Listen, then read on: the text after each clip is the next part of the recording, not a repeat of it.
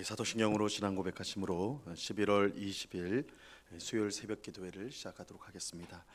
전능하사 천지를 만드신 하나님 아버지를 내가 믿사오며 그 외아들 우리 주 예수 그리스도를 믿사오니 이는 성령으로 잉태하사 동정녀 마리아에게 나시고 본디오 빌라도에게 고난을 받으사 십자가에 못 박혀 죽으시고 장사한 지 사흘 만에 죽은 자 가운데서 다시 살아나시며 하늘에 오르사 전능하신 하나님 우편에 앉아 계시다가 저리로서 산 자와 죽은 자를 심판하러 오시리라.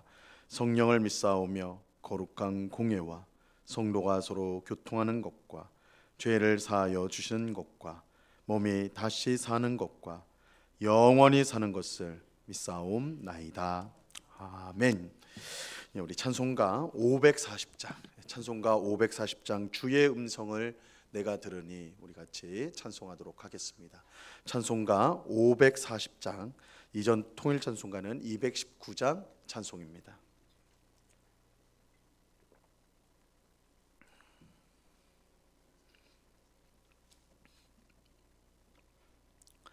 찬송가 540장을 같이 찬송하도록 하겠습니다.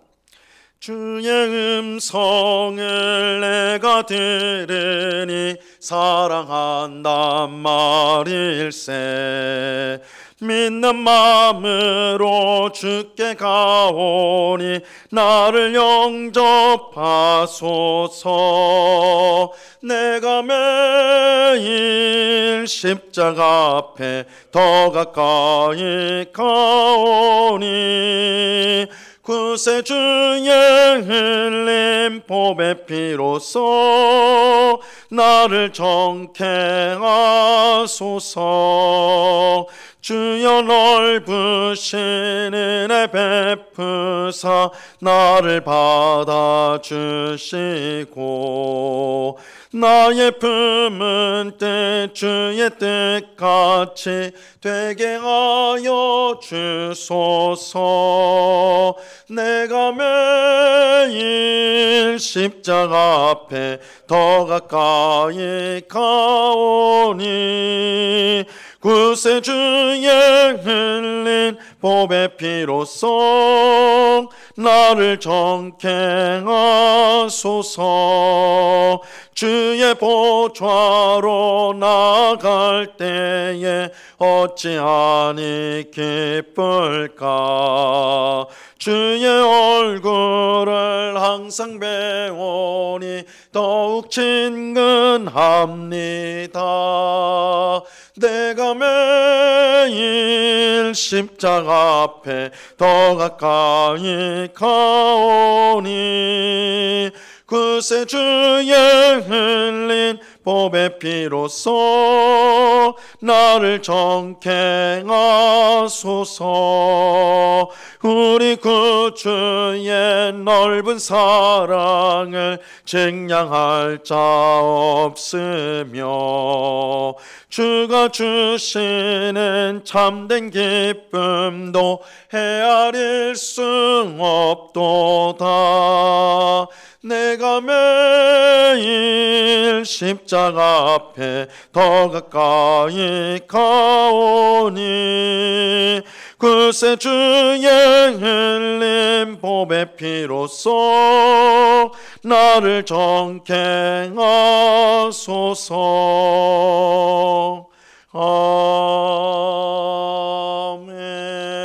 아멘. 기도하겠습니다. 참 좋으신 아버지 하나님, 감사합니다. 날씨가 날로 차가워지는 가운데도 주님을 사랑하는 주의 백성들이 새벽을 깨우며 이렇게 한자리에 모였습니다.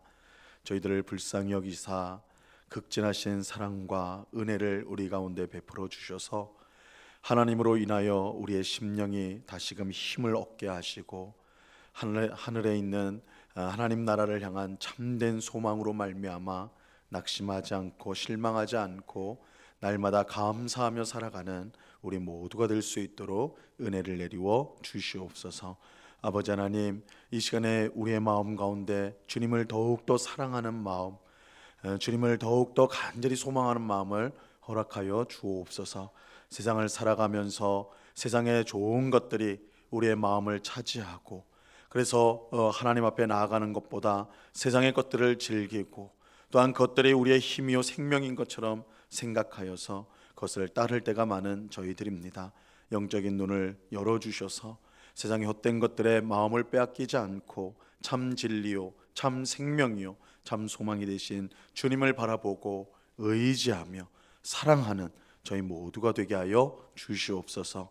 또한 하나님을 사랑할 뿐만 아니라 내 이웃을 내 몸과 같이 사랑하라고 하셨사오니, 아버지 하나님, 우리의 마음속에 있는 이웃을 향한 미움과 적개심과 또한 분노를 내려놓게 하옵시고, 우리가 최선을 다해서 모든 사람과 화목할 수 있도록, 또한 품어주고 용서하고 용납할 수 있는 예수님의 마음을 가질 수 있도록 저에게 은혜를 내리워 주시옵소서.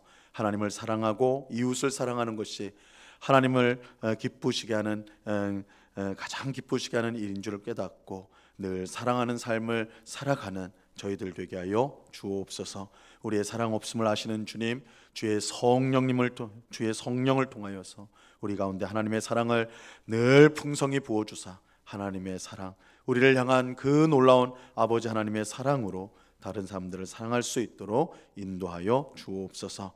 이 시간 주의 말씀을 듣고자 합니다. 성령 하나님께서 밝히 조명하여 주셔서 말씀의 뜻을 잘 깨닫게 하옵시고, 오늘도 말씀을 마음에 새기고 순종함으로 하나님을 기쁘시게 하고 하나님이 주시는 풍성한 삶을 살아가는, 행복한 삶을 살아가는 저희 모두가 되게 하여 주옵소서. 감사와 찬송을 주께 드리오며 예수 그리스도의 이름으로 기도드리옵나이다. 아멘. 우리 하나님 말씀을 다 같이 봅니다. 요한복음 2장 18절에서 22절까지의 말씀을 우리가 다 같이 보도록 하겠습니다. 요한복음 2장 18절에서 22절까지의 말씀입니다.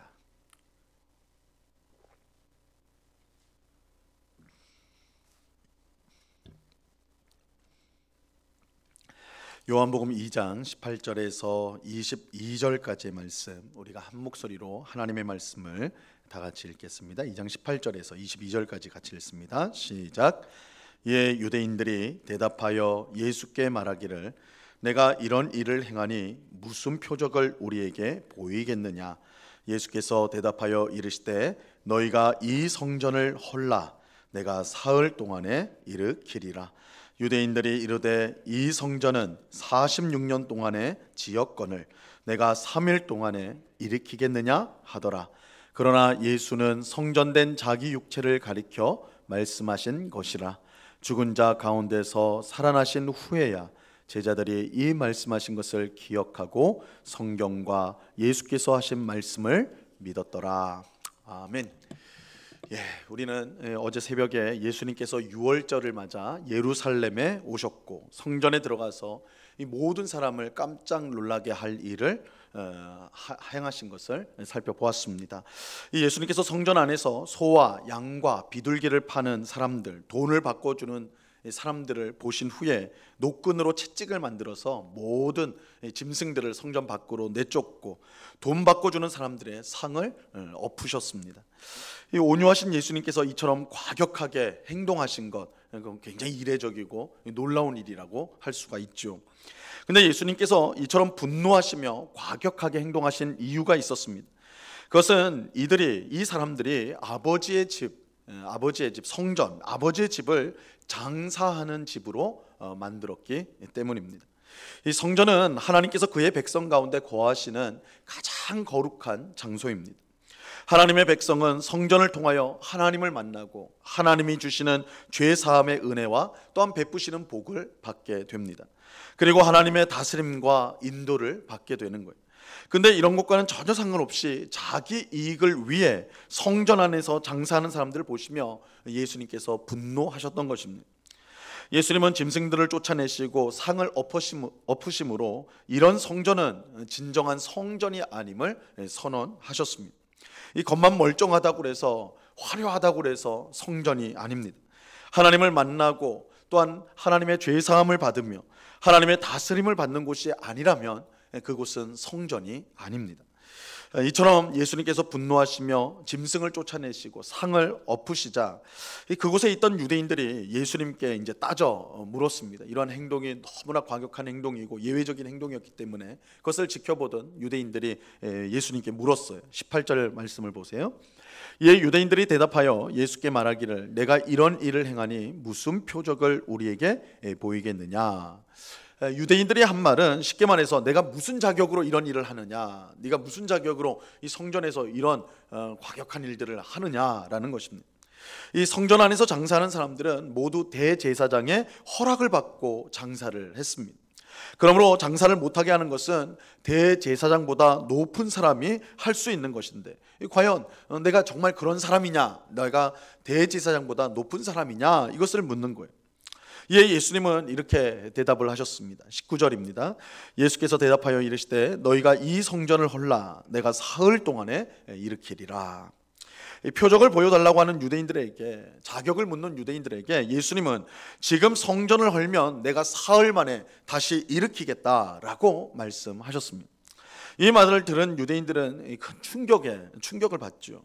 우선 성전을 허문다는 것은 유대인들에게는 결코 있을 수 없는 일이기 때문입니다.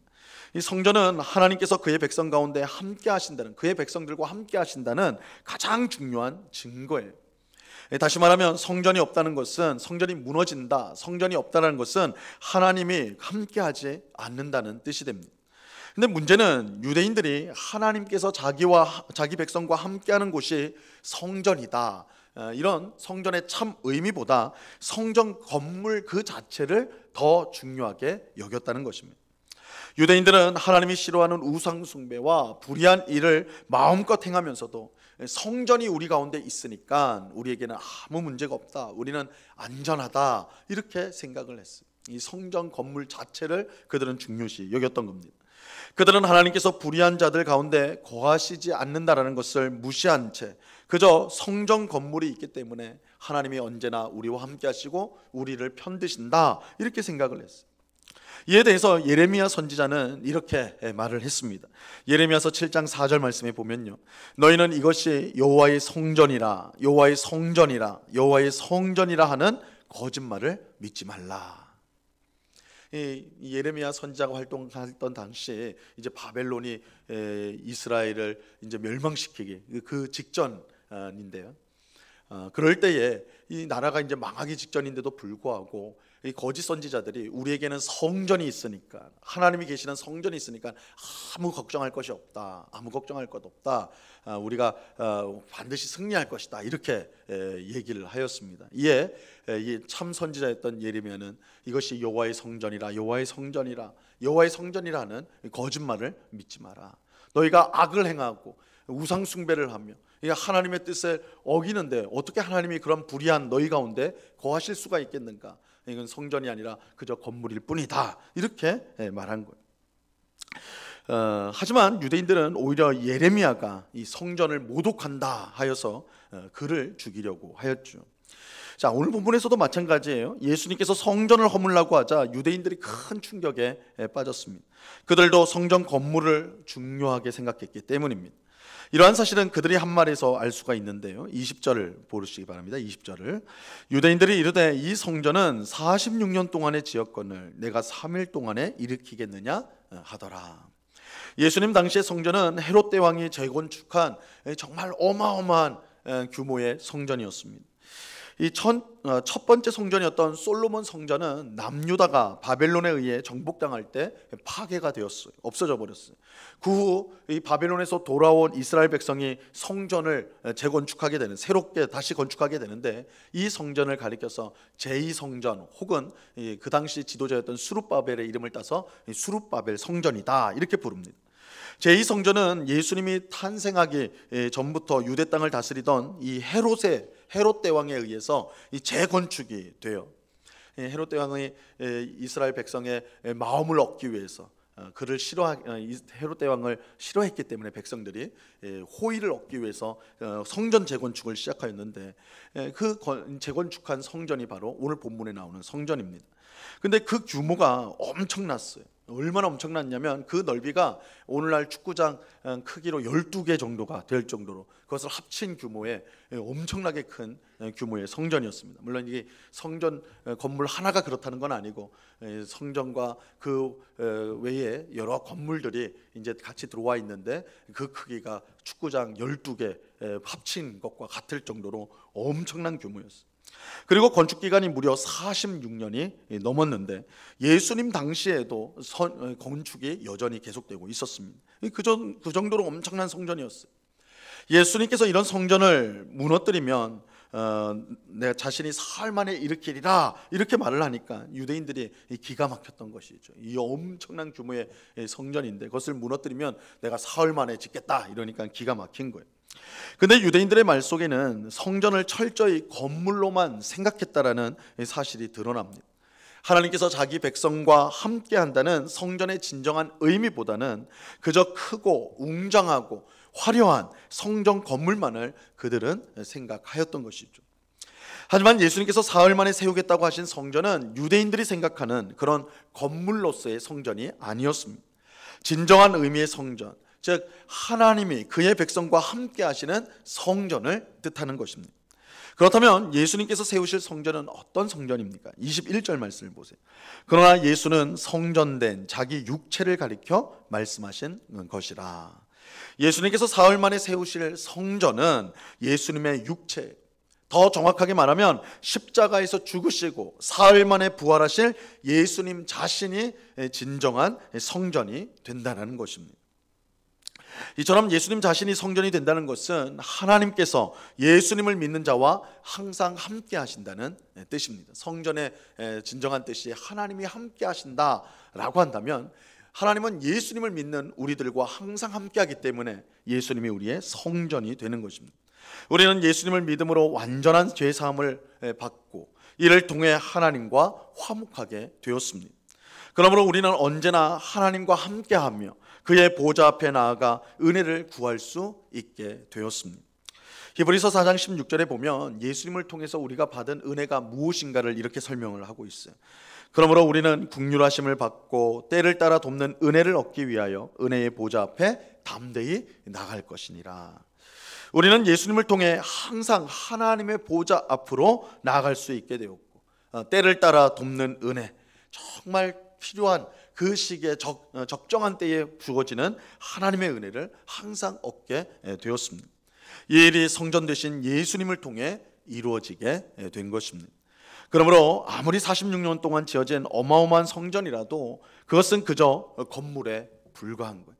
그곳에서 하나님을 바르게 예배하지 않고 장사를 하고 자신의 이속만 챙기는 그런 곳이라면 그 건물이 아무리 화려하고 대단하다 할지라도 그건 진정한 성전이 아닌 것입니다. 참된 성전은 이런 건물이 아니라 우리를 하나님께로 이끄시는 예수님 자신이 진정한 성전이 되는 것입니다. 이것은 교회도 마찬가지입니다.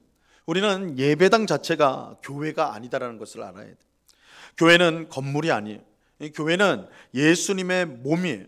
예수님을 믿는 자들이 곧 교회이며 성령이 거하시는 성전이 되는 것입니다. 그러므로 예수님이 없는 교회는 있을 수가 없고 예수님을 머리로 하지 않는 교회는 진정한 의미의 교회일 수가 없는 것입니다. 진정한 성전, 진정한 교회는 예수님이에요. 우리는 오직 예수님을 통해서만 우리와 함께 하시는 하나님 임마누엘의 은혜를 받을 수가 있습니다. 또 제사함을 받아 하나님과 화목하게 되는 복과 은혜를 누릴 수가 있는 것입니다. 우리는 예수님을 통해서만 하나님을 만날 수가 있습니다. 이러한 사실을 분명히 믿는 우리 모두가 될 수 있기를 바랍니다. 예수님을 의지하여 항상 하나님 앞에 나아가 감사와 찬송을 올려드리며 또한 필요한 은혜를 구하여 받는 우리 모두가 되어야 하는 것입니다.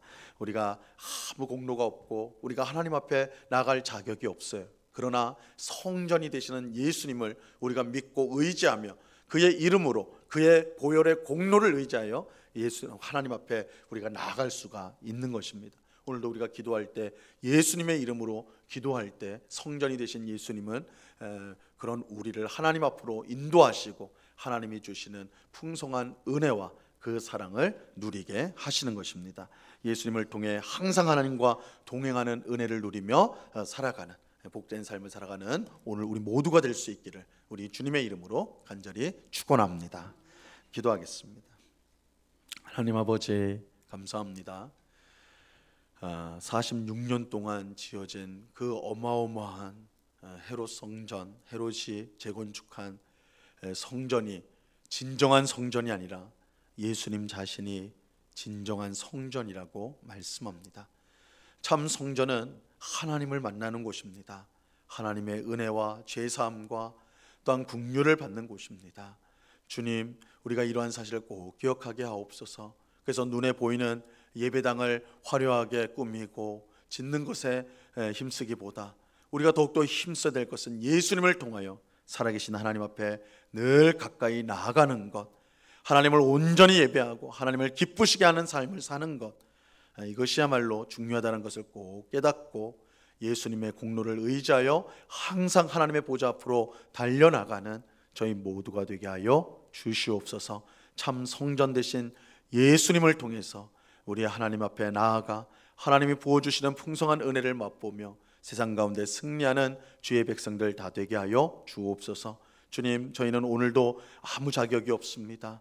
공로가 없습니다. 하나님 앞에 설 수 있는 자들이 아닙니다. 그럼에도 불구하고 성전 되신 예수님을 의지하고 예수님을 믿음으로 주님 앞에 나아가오니 하나님 우리를 만나주시고 하나님 풍성한 은혜를 우리 가운데 부어 주시옵소서. 그래서 주님으로 인하여 힘을 얻고 삶 소망을 가지고 세상 가운데서 주님의 뜻을 행하는 복된 주의 백성들 다 되게 하여 주시옵소서. 우리 온곡교회가 정말로 성전 되시는 예수 그리스도로 말미암아 이곳이 하나님을 만나며 하나님의 임재 가운데 예배드려지며 하나님의 임재로 말미암아 모든 성도들이 은혜를 받고 새 힘을 얻고 새로워지는 귀한 곳이 될 수 있도록 하나님 함께하여 주시옵소서.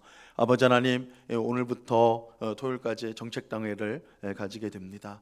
특별히 베트남으로 가서 파송 선교사인 박정호 선교사와 그 가정을 돌아보고 또한 그간의 사역들을 함께 평가하고 함께 권면하고 또한 위로하고 또한 격려하는 시간, 또한 내년에 목회 계획을 함께 수립하는 시간을 갖고자 합니다. 주님께서 이 모든 과정 가운데 함께 하시고 선하게 인도하여 주시고 성령께서 지혜를 주셔서 우리 온곡교회를 더욱더 든든히 세우는 복된 당회가 되게 하여 주옵소서. 오고 가는 길 안전하게 지켜주옵시고 이 모든 시간이 하나님께 영광을 올려드리고 하나님의 풍성한 은혜를 경험하는 시간 될 수 있도록 함께하여 주시옵소서. 아버지 하나님, 이 시간에 여러 가지 간구의 제목들로 기도하는 주의 백성들을 한 사람 한 사람 붙들어 주시고 우리의 기도를 들으시고 예수님을 의지하여 나온 저희들을 기쁘게 받으시고 또한 응답하시는 하나님을 경험하는 귀한 기도의 시간이 될 수 있도록 역사해 주옵소서. 감사와 찬송을 주께 드리오며 예수 그리스도 이름으로 기도드리옵나이다. 아멘.